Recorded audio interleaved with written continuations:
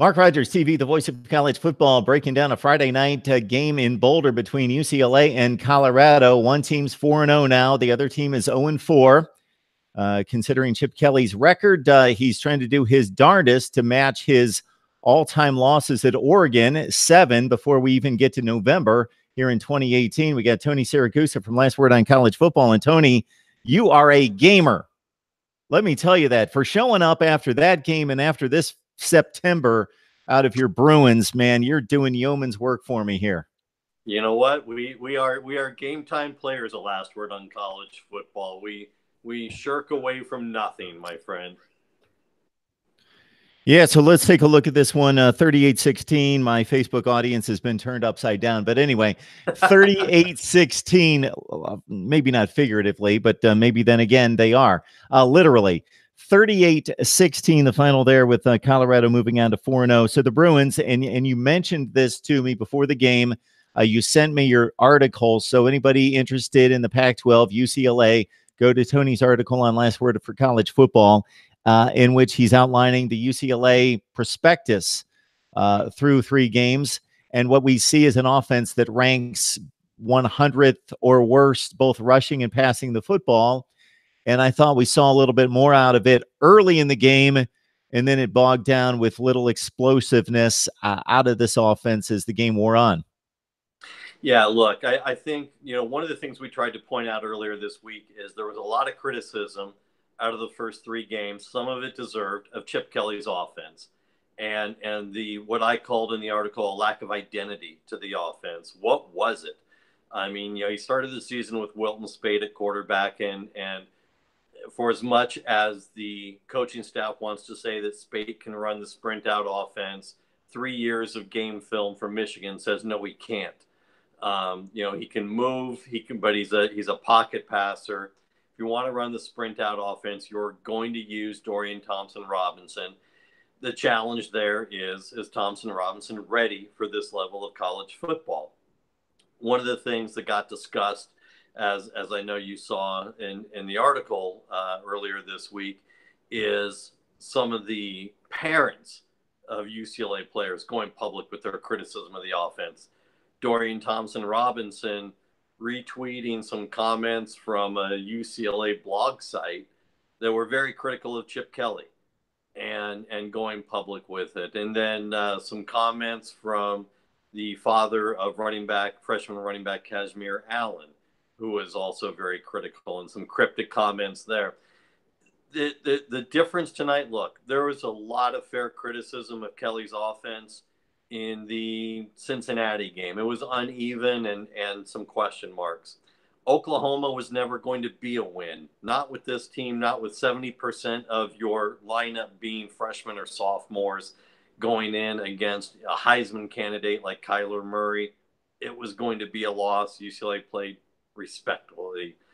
The Fresno State game was a disaster in every capacity because there were question marks all over the place about the offense. This game, however, was not about Chip Kelly's offense.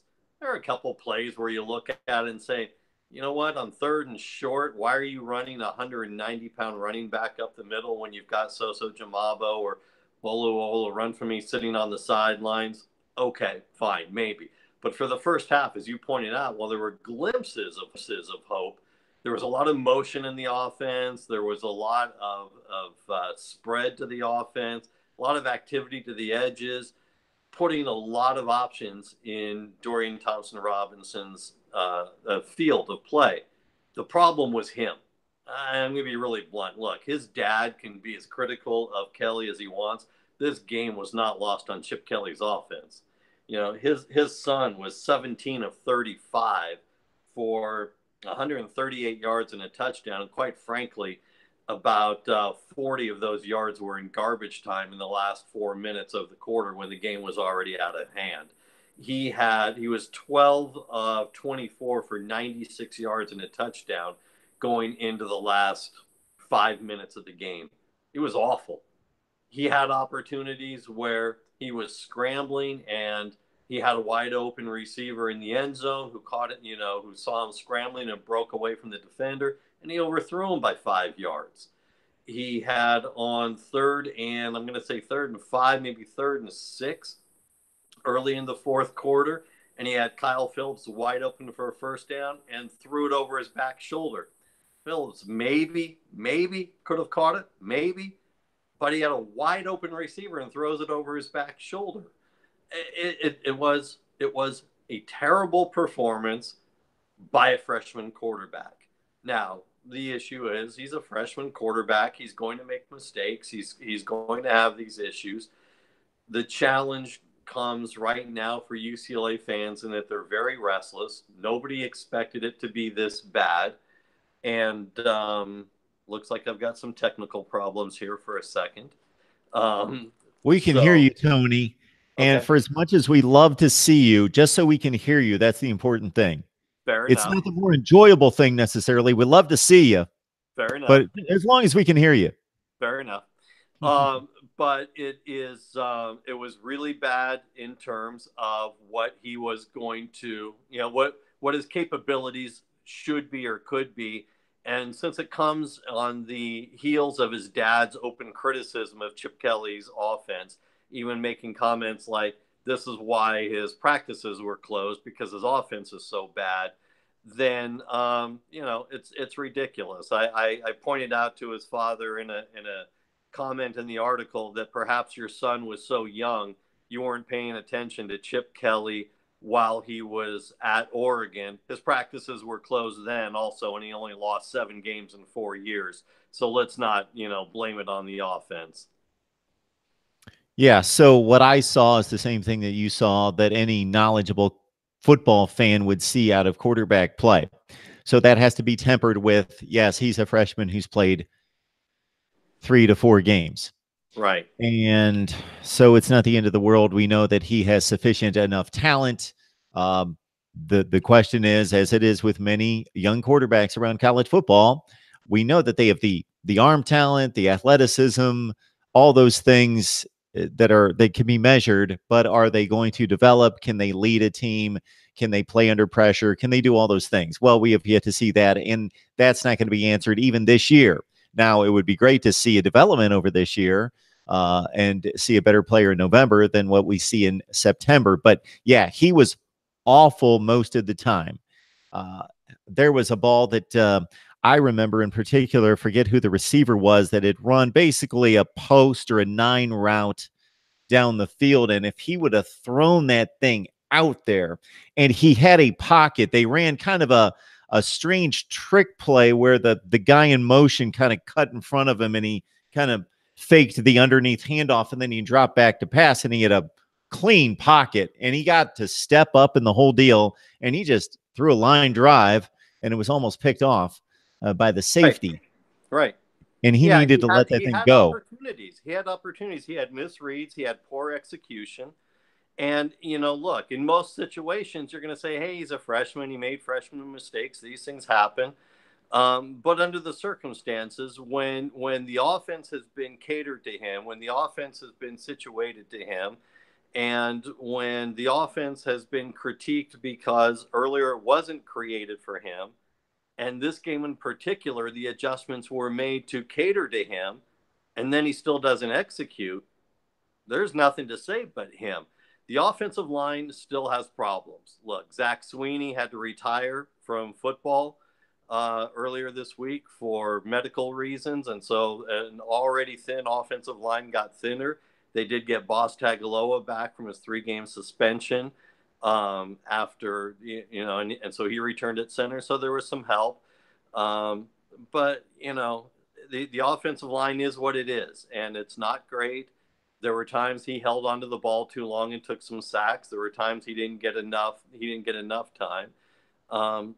He's making freshman mistakes, and that's generally going to be okay. But the offense tonight in particular was catered to him, and he did not perform. So, Tony, you also mentioned in your article, again, outlining the first 3 games of the season, that the rushing game has been pretty marginal as well, and marginals being kind. Right. And this has been a sore spot for now quite a few years for UCLA since they were getting a lot of running production out of the quarterback position with Brett Hundley. Right. This has been the situation with UCLA not being able to get a push up front consistently and not just having running backs that, based on the hype coming out of high school, we would expect more, but not the explosive plays downfield. Right. No, exactly. I mean, there really is no downfield game. They managed to get, they managed to get some plays wide a little bit, by putting players in motion and by creating some space early on, and they managed to get Josh Kelly some space out of the backfield. And it's ironic because again, it was Kazmir Allen's dad earlier in the week who said his son needed to be, getting some space, getting the ball out in space. What they did instead was get it to Josh Kelly, who had 12 carries for 124 yards and looked pretty good. But, again, the only criticism I had of the offense tonight was when to use which running backs at which times. You still had some bruisers sitting on the sidelines in third and short situations, and maybe not always the best options, even though Kelly had the hot hand, if you will, for a running back. There was perhaps some better options in short and third and short situations, but nonetheless, there is no downfield game right now. Allen is the speed of the team, but again, he's 180 pounds right now, and while his dad is going to say what he's going to say about the kind of speed he is, you're not sure that he's going to stand up to 30-35 carries of Division I college football. He's a good player. He's got great speed. He had a great high school career, but this isn't Tulare Union High School. This is, playing at Oklahoma. This is playing at Colorado. They got Washington next week. This is very different, Yeah, Tony Syracuse on the line from Last Word on College Football, breaking down UCLA's loss to Colorado. And if you're a Buffs fan, or if you're just thinking from a college football perspective, why would we be focusing on a 0-4 team over a 4-0 team? Because I need some Colorado contributors. So if you have yourself a Colorado platform, or you know of anyone that you would like to see as a guest, especially as the Buffs now move it to 4-0, now, it's going to be a challenge to keep a 0 in the loss column based on the upcoming schedule for the Buffs, but the games have yet to be played. For right now, Colorado should be in the top 25 this week. They barely missed last week, just outside the top 25, and now, again, 4-0 with their first win in the Pac-12. But Chip Kelly, it's mentioned on the chat a few times that he is getting less heat for some reason than Willie Taggart. Well, anytime that's mentioned, why is Willie Taggart getting more heat than Chip Kelly? A perspective like that, my thought process is, according to whom? Where are your sources? Where's this coming from? Who are you listening to?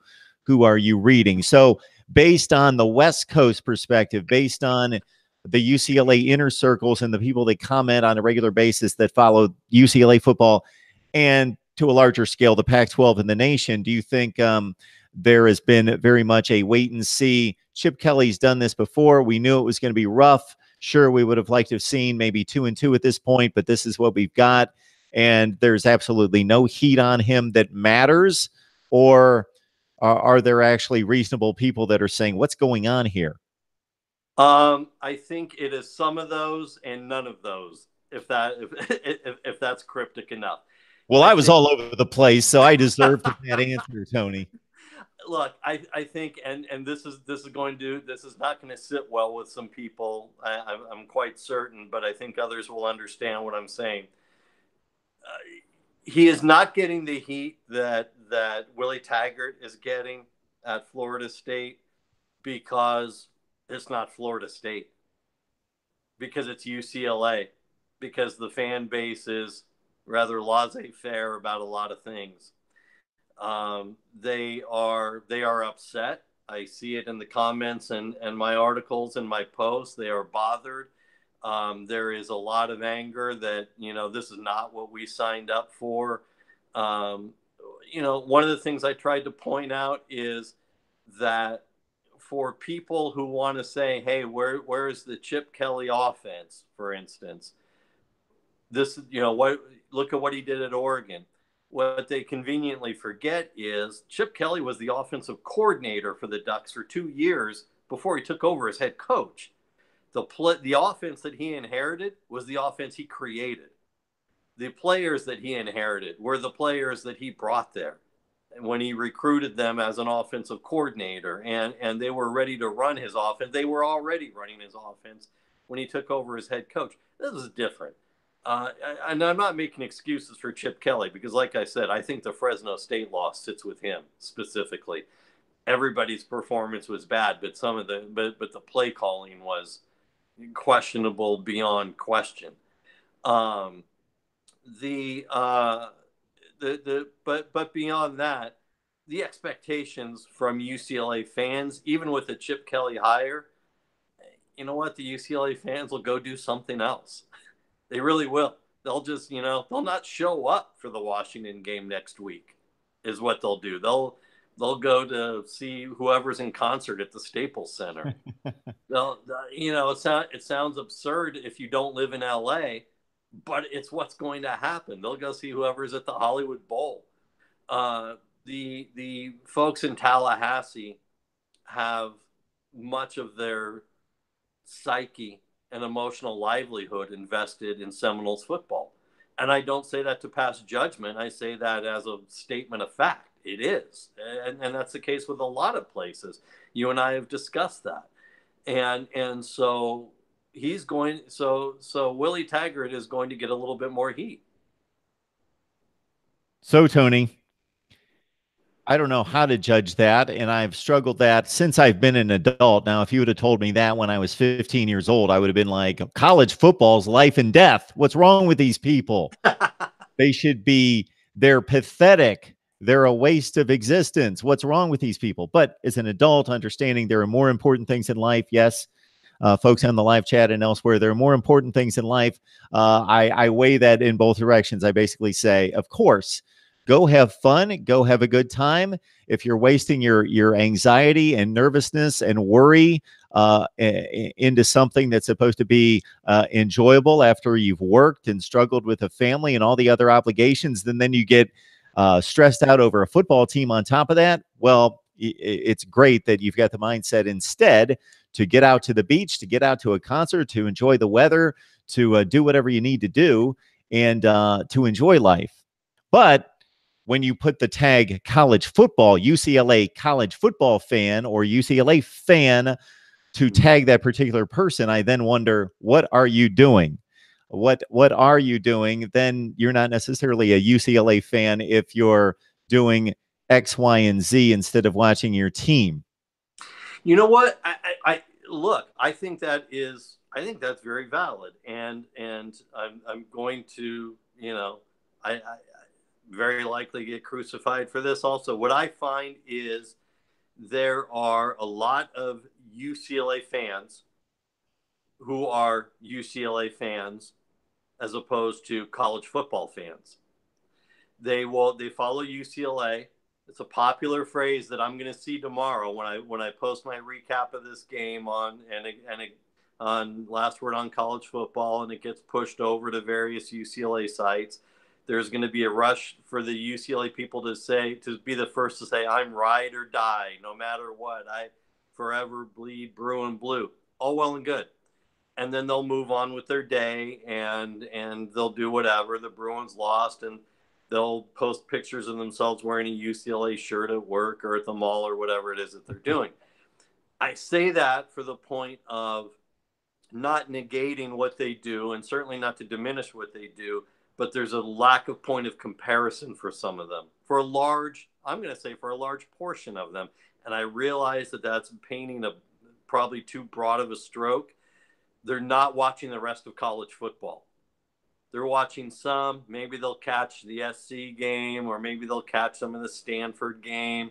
They're not watching it in a broader perspective to see what else is going on. And so their comparison point is, we're pissed off. Chip Kelly's not doing what he's doing, what we thought he would do. And then that's the end of the conversation. You see what I'm saying? As opposed to, hey, you know what?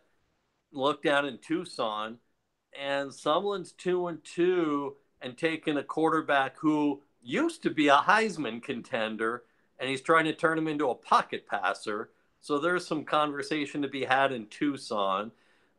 Scott Frost is having an abysmal season in Nebraska, but he's getting a long leash because he is a Cornhusker. So he's getting a long leash there. In other words, the conversation is not had in a greater context of college football. It's had in, did we do the wrong thing by letting Mora go? Does Kelly need his players? How long does it take? And then that conversation takes 15 minutes and then you move on.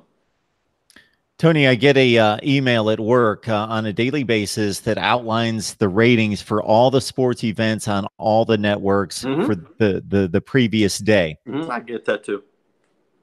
Very nice. Yes, that kind of stuff fascinates me to get the television ratings. Right. For last week's big college football games throughout the day on Saturday, I also got a breakdown of the markets and how they rated. So this is, albeit for the Oregon-Stanford game. This is not for an SEC game. This is not for an Ohio State game. This is for Oregon and Stanford. Okay, the number one market that rated the highest for that game was Portland, Oregon. Sure. Totally understandable. Since I was not preparing to have this conversation or explain this, I'm not remember exactly after that. Fair but enough. then you had a collection of, San Francisco was, I think they made the top 10, actually. It was a bit surprising, but San Francisco did make the top 10. But higher than San Francisco was Columbus, Ohio, and Birmingham, Alabama. Those people who are ardent Ohio State and Alabama fans and fans of the SEC and the Big Ten to an extension, they're watching Stanford and Oregon just because they are locked into college football, to your point. Right. Exactly. They were two of the top 6 markets in the nation watching Stanford and Oregon, let alone watching Ohio State, Penn State this week, or watching Alabama, Auburn later this season, or pick your game. It's fascinating. It is. And the market in Alabama doing that surprises me just a little, just a hair. Because if you look at the comparative of what other games were on at the same time, there was an SEC game that was running counter program to the Oregon-Stanford game. So it surprises me a little bit. But what I try and do is put reason into my head. You and I watch, I'm going to guess, upwards of 15 to 16 college football games per week. Because I know that you've got your commitments. You know that I'm a voter for the Outland Trophy Award and for the Bronco Nagurski Award, and so there's games where if I'm going to miss it because I've got too many other games going on, I put it on the DVR. I'll watch it overnight or wee hours of the morning. It's the beauty of being an insomniac. I've got the hours to do it. So I'm looking at things from across the country from a larger perspective. I'm not expecting every UCLA fan to do that. I'm not expecting every SC fan to do that, or Oregon fans. The Alabama fans are watching other teams that could be in the top 10, that could be potential playoff teams, because Alabama fans consider themselves a lock for the playoffs, and who else could possibly be in there. Surprises me that they're watching some West Coast football. But hey, I'm not surprised that they're watching college football no matter where it is. But the UCLA, circling back to where we started this, the UCLA fans are going to be upset, and they're going to be upset tomorrow for a few hours. It's almost 10 o'clock here on the West Coast. There'll be some grumbling, but they're going to bed soon. And there'll be some grumbling in the morning, and then they'll move on with their Saturday. It was a Friday night game. They'll move on with their Saturday and do other stuff, while you and I are sitting there, watching a dozen college football games tomorrow, getting Tourette's syndrome with our remote control. On the typical Friday night, especially when I had a life, I may have been forced to, and many times were, to miss these types of games. And to your point, I would think now a guy from Ohio as an Ohio State fan who loves college football, as we just pointed out, both of us, regardless of who we root for, we'll watch any game at any time, but Sure. we certainly have our priority of games that we want to see. And that's one of my strategies on Saturday morning is to say, okay, at noon, I'm going to watch this game, but I'm going to have these two on the back burner.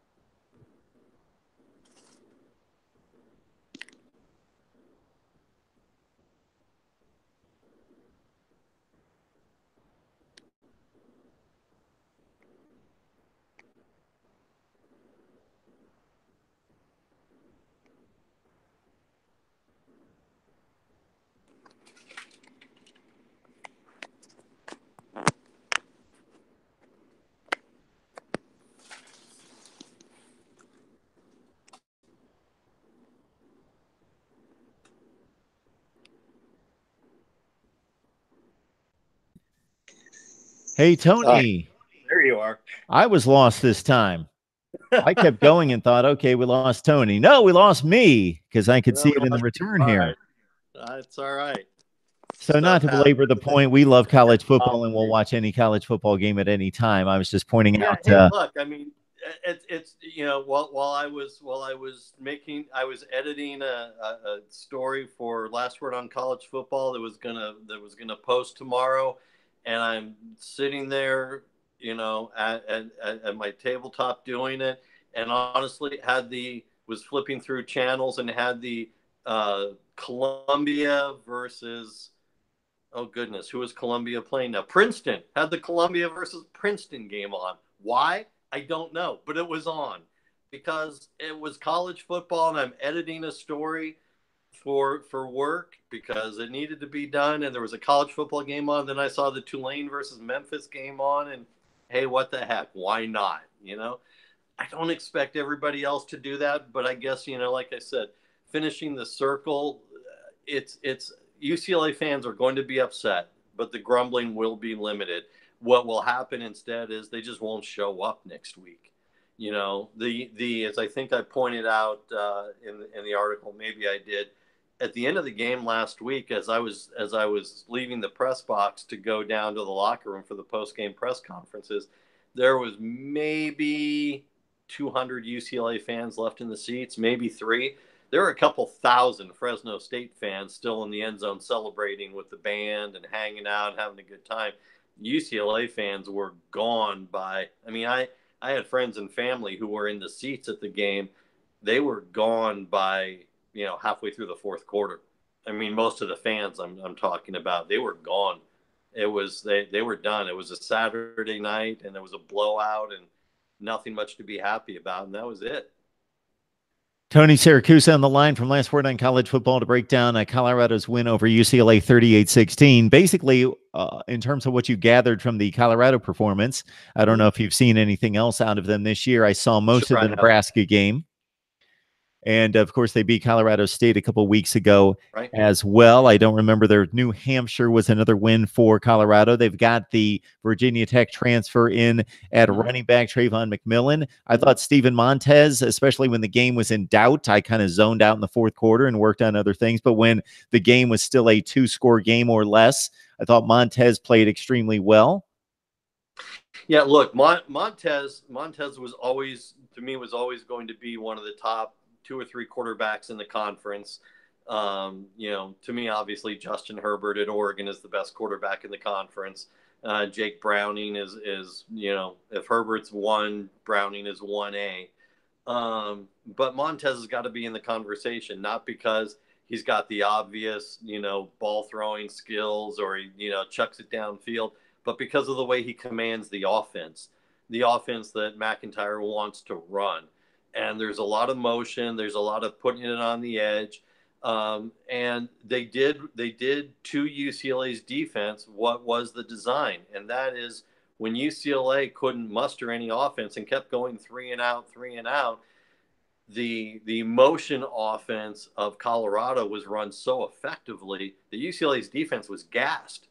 They're on the field for 5 minute long Colorado drives that Montez manufactured perfectly. I mean, he runs.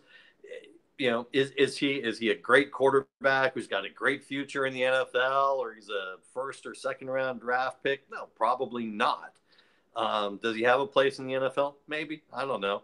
Does he run this Colorado offense exactly the way it's supposed to be run? Very much so. And he's very good at it. He's very good at misdirection plays. He's very good at deception with the ball. Mike McIntyre does a good job of putting him in a position to utilize his skills very well, to the point of the games that they had played so far that you pointed out. I mean, coming into the game, Oregon's opponents had a Colorado's opponents had a combined record of 1-10.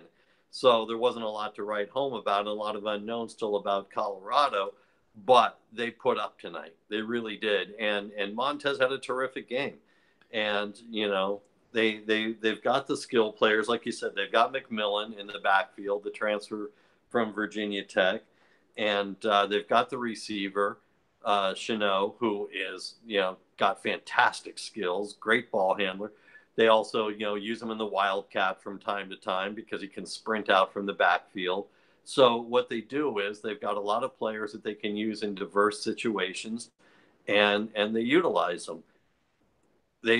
You don't need a lot around them. Their offensive line is okay. They're not tremendous in terms of overall size compared to other programs, compared to other teams they're going to face this year in the Pac-12, but they're good enough and they're fast enough. They get to the edges quickly. And when you're running a 5 minute, when you're a defense who's got to stay on the field and face that for 5 minutes consecutively being shoved down your throat, when you think you've got Montez trapped in the backfield and he squirts out and picks up 5-6 yards, it wears you down when you're having to do that for 5 minutes because your offense can't manufacture anything. Yeah, and that's what happened when Colorado got a bit of a lead in the second quarter after UCLA jumped out 10-7. Was most of those drives that were sustained by Colorado, they weren't big gash plays. They converted 3rd and 5, 3rd and 6, over and over and over, and it was like, okay, UCLA's got them. No, they converted by a half yard, a 3rd and 4 or a 3rd and 5, and it seemed like a number of times it wasn't like, yeah, we hit for an 18-yard play on 3rd and 4. No, we hit for a 4.5-yard play on 3rd and 4, over and over and over and over. Yeah, no, that's exactly right. I mean, UCLA's front seven did a good job in the first quarter of containing Colorado's offense when it was between the tackles. And Colorado was keeping it tight. They were keeping it in close, but that's not their offense. That's not what they historically do. That's not Montez's strength. You knew sooner or later they were going to start spreading you out wide.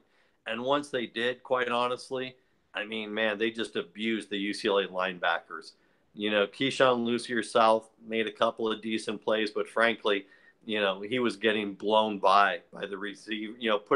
Putting him on a receiver is a complete mismatch, but they had no choice because they were getting so spread out. It didn't allow UCLA to play to the edges and pinch to the inside the way the defense likes to do. They were getting spread out, against their scheme. Colorado experienced a magical season 2 years ago in making it to the Pac-12 championship game with 10 wins. They're looking at Arizona State, USC, and Washington for the next 3 weeks. As Tony mentions, UCLA looking at Washington next week. And does it matter to look down the road for this UCLA team? Let's get the one win on the board. And there is no Oregon State on the schedule. Where's that win? Where's that going to come?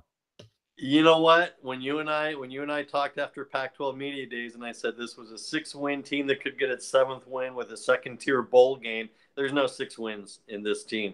It's not there. Not with what you're looking at in this season. To me, this in the preseason, I had this circled as a win. I had the Fresno State game circled as a win. I had Cincinnati as a 50-50 shot. I think UCLA fans, again, not looking at a national scope, just saying, oh, Cincinnati, not looking at a broader national scope, didn't realize that Cincinnati is a very capable team. Um, that I was figuring they could be 2-2 at this point. 0-4 was unimaginable to me because they're just not executing. They're just not. So where is the win? It's not against Washington. You know, if you know if the offense can't be executed, I don't know what the answer is. And I think that if you're a UCLA fan, that's probably part of the frustration. Look, I don't think anyone questions that Dorian Thompson-Robinson is the future of the quarterback position in theory. He has been in when you look at what he did at Bishop Gorman High School in Las Vegas, when you look at the kind of player he is, when you look at the kind of skill set that he is perfectly suited to run a Chip Kelly style offense in theory, but he's got to be able to execute it. So there's some growth, there's some maturation that has to come. But look, if you're Chip Kelly, you need some wins, not because you're worried about your job. You're not. There's zero.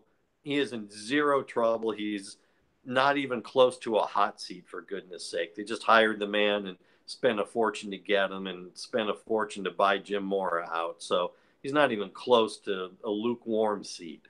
But you need some success somewhere. You need something to build on. So the question has to be asked if you're on the coaching staff, do we keep going to this well? Do we keep just working and swallow the pill and he'll get better week by week and keep working at it? Or do you answer Mark Rogers' prayer and say, you know what, Wilton Spate's healthy now. He's been medically cleared.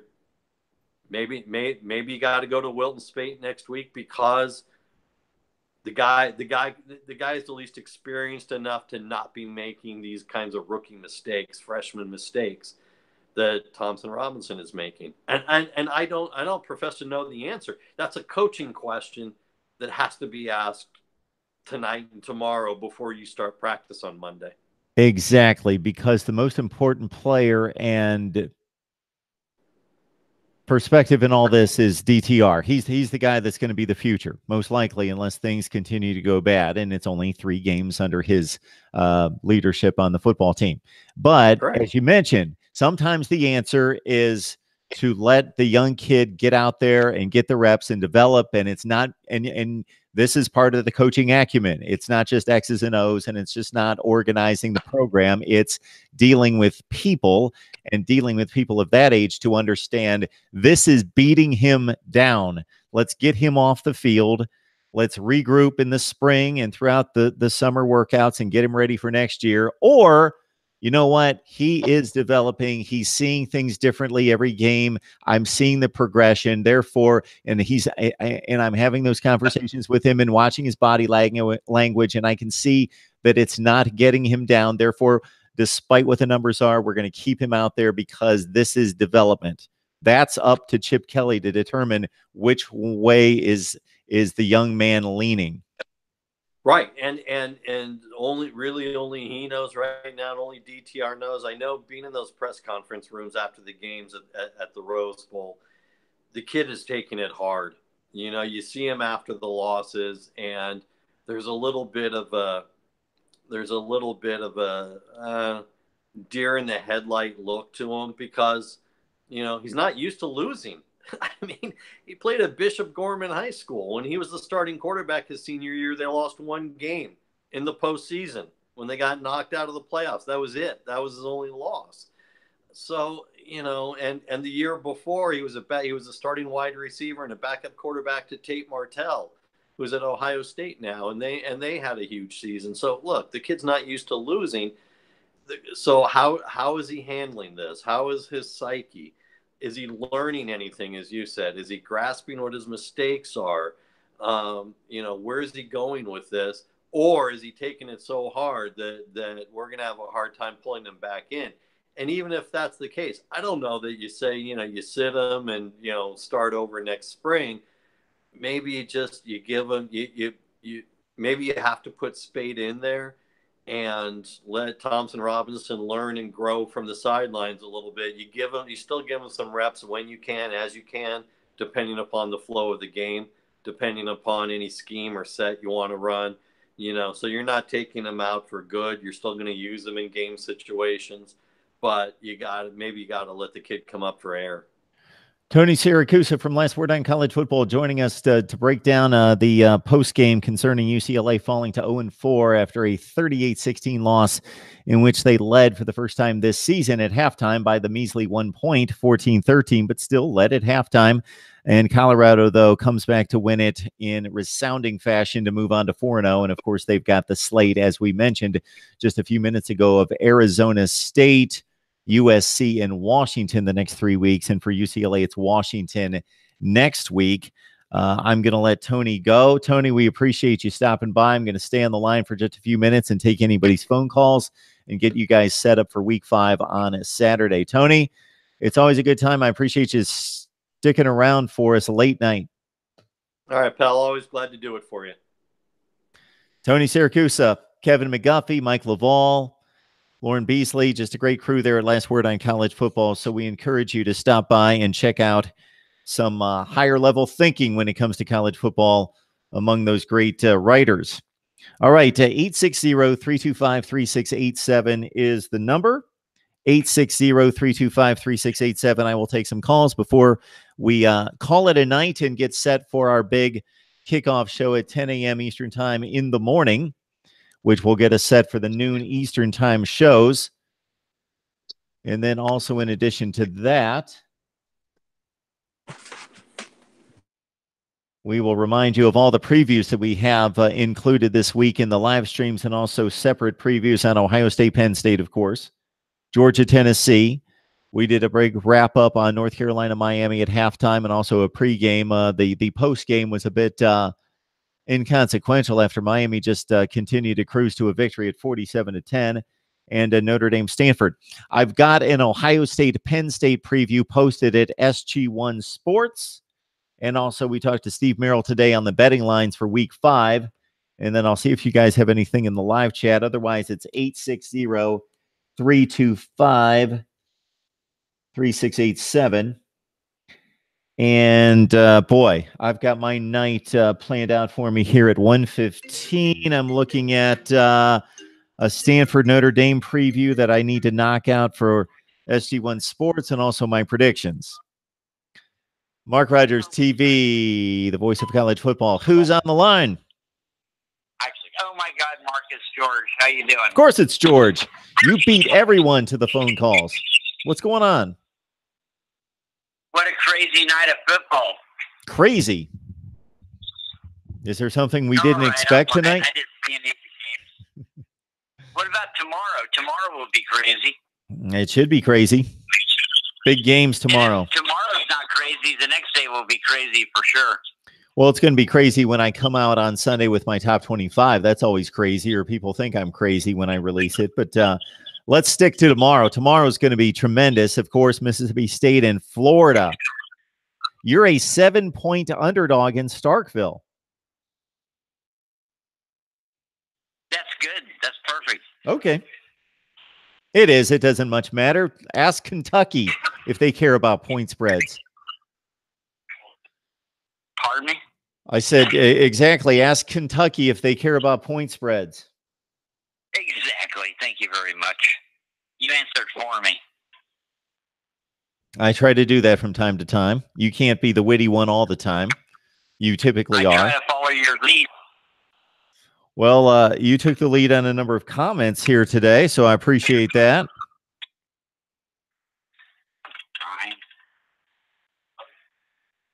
How are things up in Oregon tonight, George? What's going on?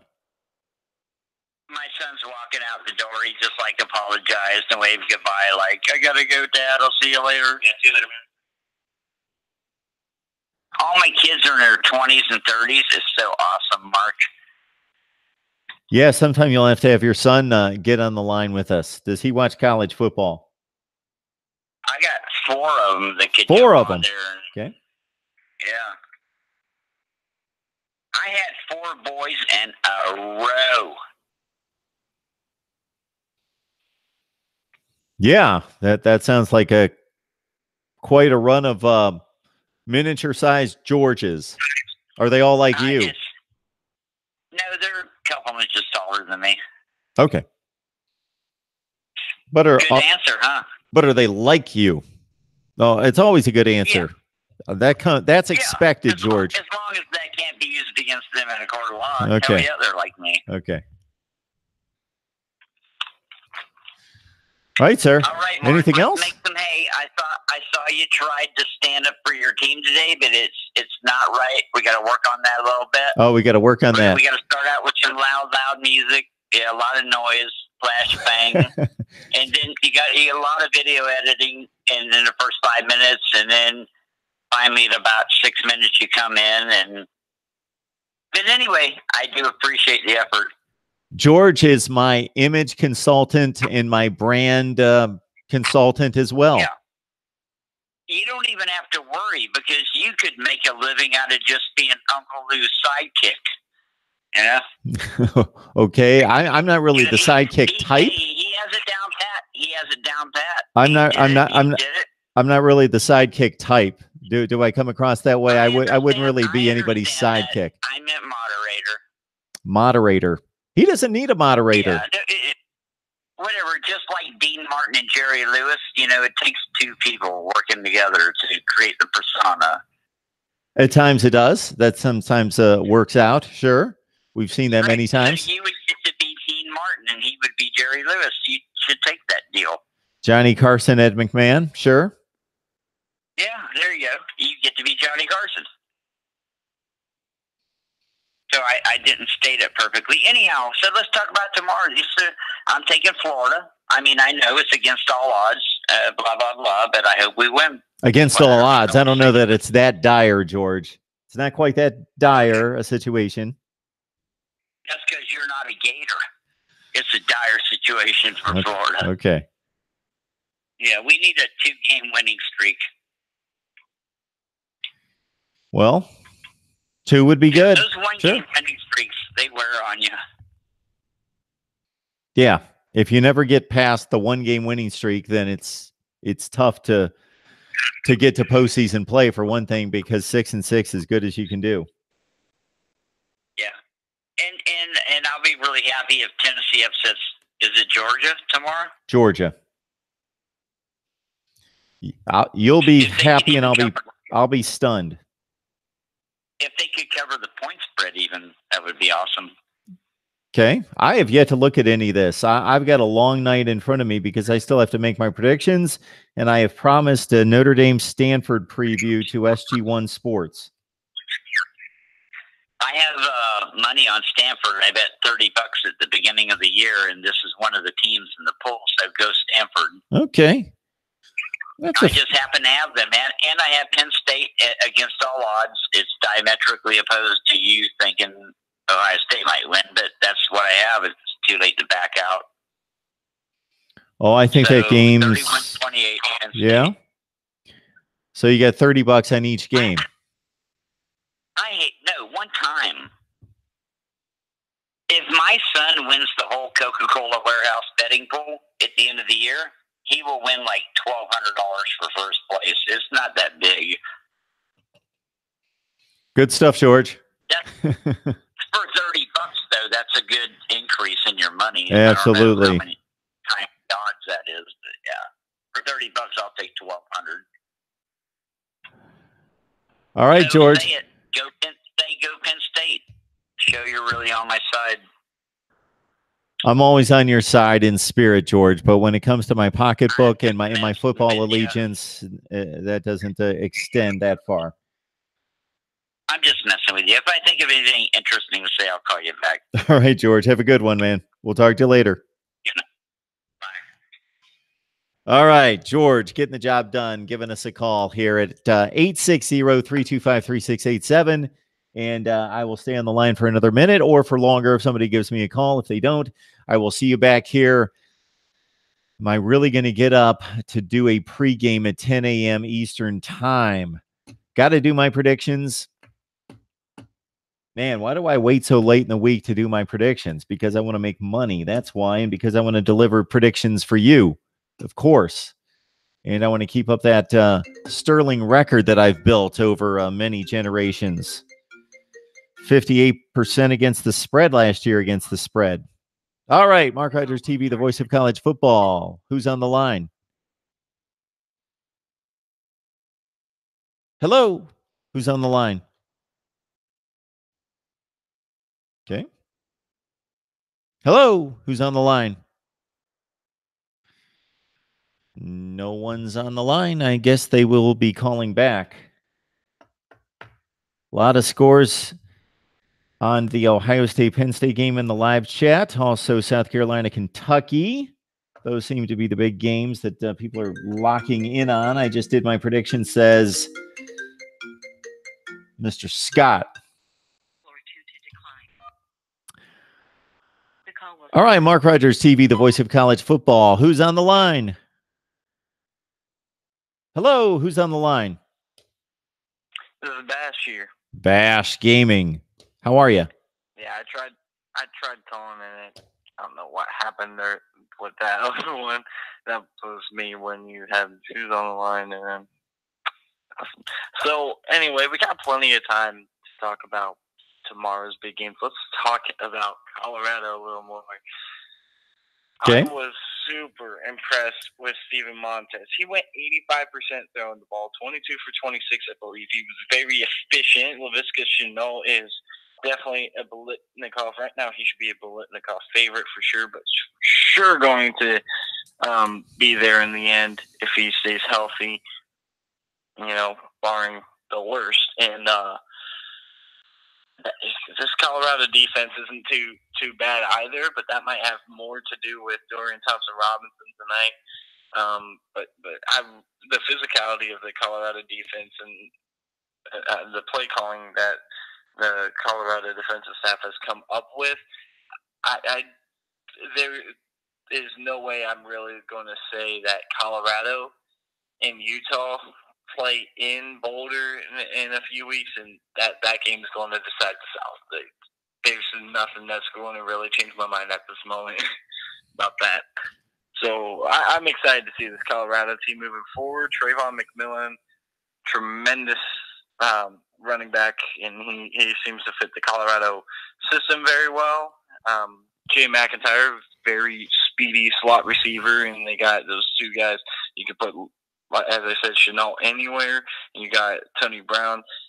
Watch out for Colorado. This team could possibly turn into another 2016 story, 10-2, win the South, and hit the top 10 maybe. Like, there's a lot of potential with this team. What do you think about Colorado tonight? So, Bash, to your point, I'm looking at the numbers on Laviska Shenault, who I watched against Nebraska most notably. So that's the one game that I locked in on the Buffs, taking on Nebraska in week 1 for Nebraska, second game for Colorado. And of course, they came back from 8 down in the fourth quarter to win that one. And Shenault caught the game-winning touchdown pass. He not only caught the game-winning touchdown pass in that game, but in the next last series in which Colorado had to score to make it 28-26, he made a tremendous diving, fully extended catch down the left sideline to convert a third down and long and put Colorado in position to extend the drive, complete the play, go 28-26. Otherwise, they probably don't have enough time to get another possession and win that game. So he basically won the game with the game-winning touchdown catch and the game-saving catch to put them in position to get close. To your point, the numbers right now are on track to be pretty amazing. He's got now 38 catches on the season in 4 games, so he's on a pace to catch over 100 balls. He's caught 11, 10, 5, and 12 in these 4 games, 12 tonight against UCLA, 126 yards and a touchdown. He's caught 4 touchdowns, 1 in every game, and he's averaging well over 17 yards per reception coming into tonight's play.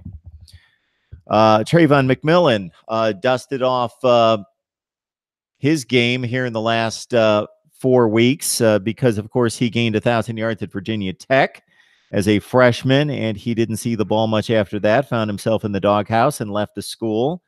And he's having a nice season. He picked up 102 tonight on the UCLA defense. He had like 162 last week against New Hampshire. So Trayvon McMillan as well having a nice season. He had 103 against Colorado State, only carried it 8 times for 25 yards against Nebraska. I'm impressed with Steven Montez. He had a really nice kind of split duties 2 years ago when they won the Pac-12 South. And I think, as Tony outlined during the UCLA segment, he runs the offense about as well as you could expect him to. He's a threat from both the pass and run standpoint, and he's getting the job done. So, yeah, Colorado, I want to see them play a better team. I'm not expecting them to challenge the Washingtons of the world, but let's see them play Arizona State next week on the road, I believe that game is, and see if they can. Sorry to interrupt. Sure. I think that one's actually in Boulder, isn't it? Is it? Okay. I think it is. I could be wrong there. One of us is, clearly. It could be either or. Yeah, I don't think they're playing a neutral site against Arizona State. Let's see what they got there. Yeah. So they've got They Arizona State at home. You're right. Arizona State at home. Then they've got to go to USC in Washington. So I'm noticing that you're not factoring the Trojans into the Pac-12 South race.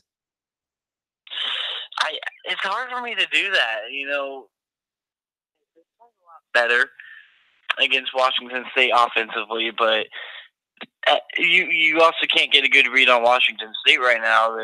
Who definitely not as good as they were a year ago when they beat USC in up there in Pullman with Sam Darnold, of course, and USC is not as good either. It's just kind of like, I wouldn't be surprised if USC were to win the South, but I'm not necessarily expecting them to. And I know they have talent, but a lot of it's really young, and they still got a lot of developing to do.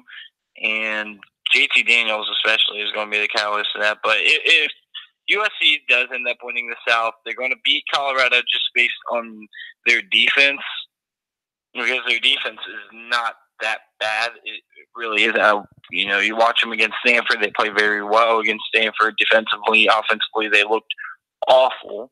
And you watch them throughout the season. Like, Washington State may have put up some points against USC. It wasn't necessarily that USC's defense was playing poorly. It was that, why am I drawing a blank on the quarterback's name for Washington? I watched that full game. I did too. Help me out here. I'm gonna help you out here in a second, because I can't think of his name either. It's obviously not Cameron Cooper. He didn't win the job. Yeah, we'll get to it here. Transfer, right? Yep. Oh, it's the Ginshu, Gardner Minshew. Yeah, the East Carolina transfer that went through Alabama. Yep. Okay. So, as soon as you said transfer, that triggered it. Okay. Anyway, he played fantastic, and then he took advantage of USC. So when I'm not factoring in USC in the Pac-12 South, it's just because I'm really impressed with Colorado and Utah, and very unimpressed with USC through the first few weeks. And with USC, it's just kind of like a wait-and-see type thing. You got to see how these younger players can step up, and who the younger players will be that will step up, if they even do. And, you know, they could honestly be anywhere along the lines of 8-4, 9-3 to 6-6. It really just honestly depends on how well these freshmen develop throughout the course of the season. That's my mindset with them. But I like Utah and Colorado, that game, to really be the battle for Pac-12 South. So I predicted Utah to win the Pac-12 South at the beginning of the season. I'll stay with that. And I even did it, even though I thought that they were given a raw deal in terms of Pac-12 scheduling, in that they had to play both Washington and Stanford, while everybody else in the division only played one or the other, or in the case of Arizona, neither. So I thought that was a huge scheduling disadvantage. So my narrow path meant that Utah would have to beat USC at home, because those were the only two teams that I was really factoring into the race. And I still have to see more out of Colorado, because for as much as I thought they would be 2-2 at this point, and they're 4-0, let's understand that Nebraska and UCLA are nowhere near what at least I thought they were going to be. I didn't think they were going to be great teams to contend for division championships, but I thought that they would both be bowl teams, that they would both be 6-6 type teams. And UCLA especially has been awful. Nebraska, I know, was awful against Michigan, but it was Michigan last week. I think Nebraska is playing better football decidedly than UCLA. UCLA is just really bad. They are Who knows what the stats are going to tell us this week, but they came into this game lower than 110 in the nation in total offense, and that was lower than 105 in both rushing and passing. So, man, they're playing some bad football. And they need to figure out what they're doing at that running back position. When I saw Soso Jamabo and Bolu Olorunfemi, those two main guys that were there under Mora, not really getting the bulk of the carries throughout the game, specifically in the second half. Early on, it was Olorunfemi. But you talk about these, really it was one who got most of the carries, Kelly, and you also got a little bit worked in there with Irby. But it was just strange to me to see that they completely avoided, like, even putting in Olorunfemi and Jamabo into the game. They got to figure out what's going on there. They throwing around running backs like that. It's one thing to do 2-3 running back rotations. It's another thing to have 5 running backs, including the freshman. Again, another name I'm drawing a blank on, but including that freshman. It's another thing to involve 5 running backs into a certain system, and it's going to be hard to keep consistent with that going on at the running back position. So thank you for letting me on. Absolutely. For you. I guarantee you got stuff to work on. I do. So I will talk to you later. All right, Bash. We appreciate the call each and every time, man. Bash Gaming breaking down UCLA, Colorado for us. He's speaking of Casimir Allen, is the prized freshman running back for UCLA, who's come in with a pretty good rep, and they have high hopes for him. Bola Olorunfemi and also Soso Jamabo are two guys that have not been dynamic, but they ran for 4.5 to 5 yards per carry last season and combined for about 1,000 yards and 10 touchdowns, something in that range. I'm going rough numbers here off the top of my head, but they got a combined Jamabo and Olorunfemi 4 carries tonight. That's it. So UCLA is awful. I can't find a win. It would be unfathomable to think UCLA is going to go 0-12 this year, but the schedule looks like that. But we know college football, they'll probably squeak out a win or two, but anything above that, is that really conceivable? So Colorado, on the other hand, wins its first Pac-12 game. Tougher games to follow. They're 4-0. They should be ranked in the top 25, or most notably in the top 25 that makes sense, right here on Mark Rogers TV, the voice of college football. So let's get you set up for tomorrow. And I guess I'm committed to a kickoff show at 10 a.m. If you guys are willing to join me and going to be here, I will join you for a kickoff show at 10 a.m. Eastern time. You guys can let me know in the chat if anybody's going to be there, because otherwise I would love to sleep till about 11:45, about 11:30. Hit the grocery store that's about 3 minutes away, pick up the other half of the groceries that I need for tomorrow. My son coming over to watch college football. Then I'm all set up for the noon kickoffs, and then I go. But if you guys want me to hit it hard here in the morning at 10 a.m. Eastern time, hey, we'll be back. We'll be back, but I just don't want to broadcast to 8 people or 18. 80 would be sufficient. All right, sense of humor, 10 a.m. in the morning. Are you guys early risers?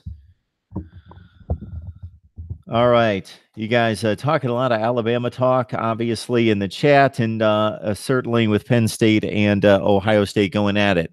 So if you have any previews elsewhere that you want to get through and get yourself set up for Saturday, we talked Georgia, Tennessee during the live streams this week. We also talked, of course, Notre Dame, Stanford, and Ohio State, Penn State, the betting lines from today. If you guys enjoy the odds, the Vegas approach, all the angles that you could feasibly imagine concerning college football betting and betting on football in particular, check out my conversation with Steve Merrill. We're going live every Friday at 11 a.m. It's 11:45 a.m. Eastern time right here at Mark Rogers TV, the voice of college football, and I enjoy those conversations.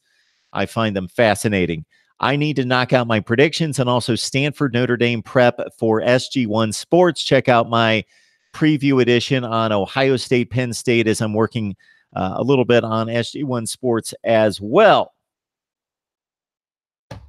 All right.